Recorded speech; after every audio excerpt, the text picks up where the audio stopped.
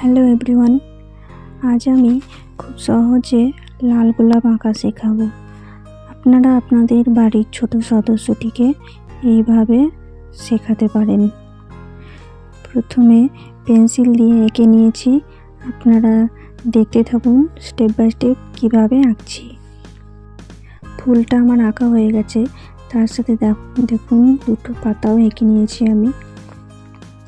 আমি একটু ব্যস্তই ছিলাম, তাই অয়েল প্যাস্টেল বা পেন্সিল কালার দিয়ে আর রং করিনি, কারণ তাতে অনেকটাই সময় লেগে যেত। সেই কারণে আমি ডমসের ব্রাশ পেন দিয়ে করেছি, যাতে একটু তাড়াতাড়ি হয়ে যায়। পুরো গোলাপটা আমি লাল রঙের ব্রাশ পেন দিয়ে করেছি, আর যে জায়গাগুলো হাইলাইট করার দরকার সেই জায়গাগুলো আমি সাদা ব্রাশ পেন দিয়ে ব্লেন্ড করে দিয়েছি রঙটা। আপনাদের কাছে ব্রাশ পেন যদি না থাকে, যে কালার আপনাদের কাছে আছে সেই কালার দিয়ে আপনারা রং করতে পারেন।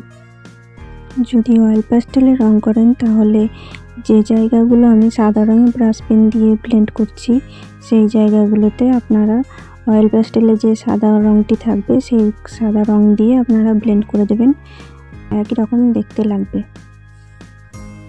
গোলাপ ফুলের এই পোর্শনটা রং করার জন্য নিচ থেকে উপর দিকে এইভাবে টেনে টেনে রং করতে হবে, আবার মাঝখানটা একটু ফাঁকা রেখে আবার উপরের দিকটা নিচের দিকে টেনে টেনে রং করে দিতে হবে, আর মাঝে সাদা কালার দিয়ে ব্লেন্ড করে দিতে হবে, সেটা অয়েল প্যাস্টেল হোক বা ডমস ব্রাশ পেন, যে কোনো কালারই হোক।